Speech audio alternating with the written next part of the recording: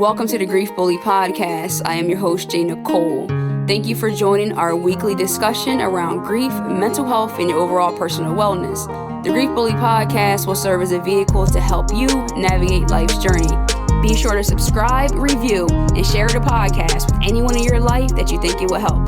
Let's bully grief together. What's up, beautiful people? Welcome back to another episode of Grief Bully Podcast. I am your host, J.Nicole. Guys, we are back in the building, rocking and rolling for another episode. And today I am by myself. I know it's a little different. I usually have a guest. I usually have someone sitting here with me to just go back and forth with this dialogue. But I had something that I want to get off my chest, and I figured it'd be best if it's just you and I. So I want to first start by issuing the biggest, and I do mean the biggest, apology to all of the pet owning community. Everyone out there who has a pet of any sort. It could be a cat, a dog, doesn't matter. And I should actually say the bereaved pet owners community. So why am I issuing an apology? Because I am not a dog person. I've never been a dog person. I personally, over the years when I was younger, we had a dog or two, but no real emotional connection and or attachment to any animal ever. And even to this day, when I became a owner of a dog, I still just don't really like other dogs that much, to be honest with you. But unfortunately, recently, I lost my dog. I had to put him down. And the reason why I'm extending an apology is because prior to being faced with this experience in my life, I just couldn't really relate. So if someone said, hey, I lost my dog, I have to put this animal down or whatever happens. Yeah, I feel bad. I'm a human being and I'm generally empathetic, but I never really understood the devastation behind it because it's kind of like, okay, well, they're not a human, I guess. It's so many different things. And I feel to a certain community and a certain audience, that's a little bit like slander to say that, because some people honestly are closer to animals and get along better with their pets than they do to actual humans when it comes to socializing and feeling loved and just like that emotional bond and attachment. So again, I am sorry. Not that I've ever said anything offensive or offended anyone or said anything rude. I'm always going to say, hey, sorry for your loss. But I really didn't understand it. And we can carry that into a different conversation about how we extend certain pleasantries to people when they're dealing with grief and loss. And do we genuinely understand it, or can we truly relate? Maybe.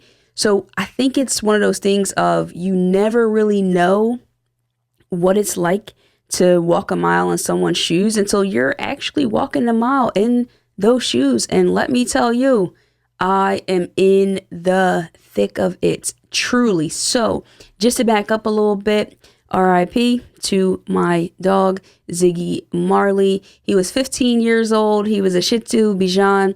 He's been with us the entire time. And his decline essentially started over the last couple of years. And I'm going to be honest with you, this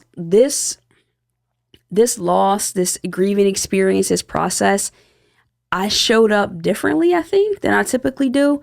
And I was very surprised by it. So what do I mean by that? Literally in denial. In denial. I can understand what the vet is saying, what people are saying. Hey, he's getting older. He could not see. He could not hear. He had kidney failure, cognitive decline, arthritis, all these things. But in my mind, he was still, in my eyes, he's still walking around and running some days, and just seemed to me like, sure, he was getting older. He lost a little bit of weight, but I have to kill my dog. I have to end my dog's life. This is the way that I was perceiving this experience. And it was just seeming to me very much unfair. Very much unfair. And it didn't seem like, who am I? I'm not God. I can't make this decision. And although, yes, I am speaking specifically about a pet here, I wanted to have this conversation because I think it transcends to the life of a human as well, where we find ourselves in denial when someone is not doing well and someone is ill, and we're just plagued with excuses and making up all these reasons. And you could be faced with the end of life decision. And then what do? So I would have the vet come over multiple times. It was like a mobile vet. And so this last time, a few months back, they were there and I'm like, hey, listen, they're telling me everything is wrong with him. I'm like, okay, do blood work. And when you give me the results, if there is something that is wrong, that is terminal, then maybe as a family, we'll make this decision. Hey, Miss Jones, this is House Paws. Shout out to House Paws too. And I'm definitely going to big them up on here, but shout out to this is House Paws, Dr. Melissa here. Just want to let you know that Ziiggy has 75% kidney failure. So his kidneys are currently only functioning at 25%. This is like a stage 3, closer to stage 4. There's nothing we can do. It's kind of just a thing. There'll be frequent urination, all of these other issues that come along with that. And the part that I missed in hearing this is that I didn't really understand that the kidney failure would actually be painful for him. Because again, he wasn't really displaying behaviors that made me feel that way. That was not enough, guys. That was not enough. I still wasn't ready to let him go. Then comes the potential danger and risk to my daughter. So that was important because she's only 20 months old and 20 months old. She's only 1.5. So she's loving my dog, being super into him, and it's a danger because she's reaching for his face and she's doing these things and he only sees shadows. So there's a potential snip issue, which again, the vet advised, she's seen this story play out multiple times and not in a good way. So we're faced recently with that decision. We scheduled an appointment to put our dog down. Then I canceled the appointment and we rescheduled for 2 weeks out. Up until the moment of being in the exam room, I actually didn't know if we were going to be able to go through with it. Puppy eyes is a real thing, and I felt really, really bad, uncontrollable actually. It just really started to be in a place of devastation very quickly. So I'm not going to talk the entire episode about this, but I wanted to share that because I do feel bad. I do feel bad that I never really could understand where people were. And so I want you to know that if you have someone in your life that has lost a pet or in the position to possibly lose a pet, please be empathetic. Please don't say, oh, it's just a dog, you'll get another one. It was a part of our family. He is greatly missed. I've actually realized this and I connected the dots. And this is what I love about what I've learned over the years about how to cope and deal with grief, is to be curious, to explore, to see, why is this different? Why do I feel this way? I've never lost anyone that lived in my home. So no matter if it's a dog or a human or whatever, I have things in my house that belong to him. I have routines and just the sounds, the comfort, just knowing, and that's gone. So at the time of recording, I'm only a few days post losing my dog. So I am surprised that I've actually been able to get through this conversation without falling apart. Now, where we're going to bridge this gap is that the day after we put him down, I had a therapy session scheduled. It was supposed to be in person. My therapist had to change it to remote. I was thinking about canceling because I really love the in-person vibes, but I kept it on the calendar because, well, I knew the day before I'll be putting my dog down. When I tell you that this conversation, the power of a therapist, someone who is knowledgeable in their area, cannot be, just the impact of that could not be stressed enough. I really want to say that because, for one, just the terminology in our mind when it comes to scenarios that we're facing, and again, this is not just about losing a dog, just in general, it is so important to have another filter. So what does that mean? Someone else who has the ability to hear what you're saying and has the skill set to then put that back to you in a way that might make more sense. Listen to this. It might actually free you from the guilt that you are holding. I kept saying, I don't want to kill my dog. I don't want to end my dog's life. I don't want to do this. She said, your dog was actually dying. Your dog was actually dying. So you didn't kill him. You made a decision to make him more comfortable. She said, imagine someone being on hospice without medication. My mind would have never put that together to process that in that way. But when I'm telling you, it was so helpful and it relieved me in such a great way. It was like, I'm so glad that I had this appointment and that I've chosen on my journey for my overall mental health and my wellness and my well-being to consult with the professional, to have someone to go in and just unfiltered, just raw, unapologetically explain where I'm at. I'm like, hey, I'm super sad. I'm not feeling well. I'm feeling really down and out. This is the thing.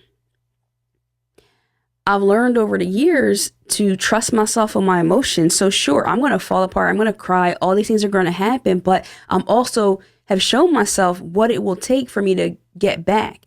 Even the simple perspective to say that we can do hard things. This too shall pass. We will be able to move forward and not necessarily move on because we'll carry this experience with us. So essentially, it's kind of like learning to carry your experience with you and not be so focused on when will I feel better, and just knowing that you will actually feel better. I'm not necessarily trying to preach to you. I want you to understand that the simple things of tools and resources, but being open to different perspectives and how enlightening that can be for your journey, wherever you're at on your experience here from A to Z. There's so much in between. I was recently speaking on a panel, and the title of the program, the seminar, was Helping While Hurting. Helping While Hurting. And when you look at that middle part of the while, that in between, it's really like a lot of the in between from feeling terrible to feeling great. What do? There's a lot of room for poor decisions. There's a lot of room for excuses. There's a lot of room for pity parties and things that will just essentially become roadblocks and keep us stuck along the way. Take a step back from wherever you are right now in your experiences, whatever that is. We got relationship problems. You're going back and forth about what kind of career moves you want to move, whatever you want to do, whatever you have going on, whatever is you're faced with right now. Take a step back and say, hey, what lens am I viewing this through? Am I really giving this situation the proper set of eyes, the right magnifying glass? Could I benefit from having another visual observer, someone who else can be on the outside looking in at my experience and what I'm saying? So it's like, okay, hey, so-and-so, whoever is this person that you might go to, whether it's a friend, family member, or a therapist. This is the way I see my situation. How do you see it? What are the gaps and holes here? And then hear it back, because it just might be completely irrational. This is like, it's just like a lot of things where you're just so comfortable with it. Prime example, again, back to my dog. I didn't even know that he lost his eyesight until I saw him kind of like bump into something a little bit. And then the vet came out. She said, yes, it's cataracts. I said, well, how come he's not just bumping into everything? She said, because this is his surrounding. He's completely familiar with my house. If I took him to someone else's house and had him walk around, he would be bumping into everything because it's a new experience for him. He's not familiar with the layout. So it's the same thing here. A lot of times, if we step outside of what we see, things will be different. So I would just definitely offer you that advice, that if you're really trying to move through things, and even when not just looking at it, but like what you're saying, how is it processed in your mind, is super important to step outside of that. Only if we want to find some level of healing. And that brings me to my next point and where I actually want to go here. So I have let's do it with this hand. I have 5 quotes here of my own, 5 quotes that over the years I have, and I've applied to different aspects of my grief. And I want to share them with you and just kind of talk a little bit about it, if that's okay with you. So first up here, this one is a tough one. This is a tough one. It might get you right here. I don't know. I miss the part of me that died when you did. Over the years, I've lost my grandmother. I've lost my father. I've lost close friends. And I noticed that with each loss, there's been a part of me that has kind of been lost. It's changed, whether that was the fact that I used to be more jovial, more free, not as cautious and operating in more fear of danger of bad things happening. And that really stinks. Sometimes I have more drive and ambition. This is usually on the heels of a loss, not time past, but just that part of me that's just like, I missed it, And so just feeling that way is something that I really wanted to share. And a lot of other people that I've spoken to, one of the first things that they'll say is, I'm not the same anymore. I'm not only trying to learn to live life without them, I'm also trying to learn to live life without the parts of me that made me feel most comfortable, because now I feel foreign. I feel very vulnerable. I feel in a very uncomfortable space. So maybe that applies to you in one way or another. This one really speaks to time, the value, how we undervalue experiences. This one is, I still can't believe the last time I've talked to you would be the last time I would talk to you. How many of those conversations are we hanging up and not saying I love you, not saying the things that we wish we could say, or whatever? Or if someone invites you somewhere and you're just home chilling, not doing anything, and you just don't go. It's not to put that pressure on ourselves to try to make sure that we can attend everything or call everybody or talk to everybody every single time, but truly realizing that tomorrow is not promised to anybody. So live the best way we possibly can. And this goes to my next point. Extend forgiveness where you can. Extend forgiveness where you can. Here's this one, number 3. I've had to apologize to some people when an apology was never given. I had to forgive people when an apology was never given. That will preach, because a lot of times we think that we're holding that forgiveness to torture or put the other person in a situation, but really it's for us. They're living their life. They're doing their thing. A lot of times people don't even know that we're offended. They don't even know that we're actually hurt by their actions or their behaviors or something that they've said. So when you can find that resolution within yourself, you don't have to be so worried and tied to the reconciliation with someone else. So sometimes it's like, hey, you know what? I'm going to forgive that. I'm going to work through it. I'm going to do the inner work so that this no longer holds me hostage and me bound to my life, so I can get out here and have joy and have fun and find peace in circumstances. Like, no, let's definitely extend as many apologies as we can. Let's remember that you never know when it's going to be the last time that you'll have the opportunity to be around them.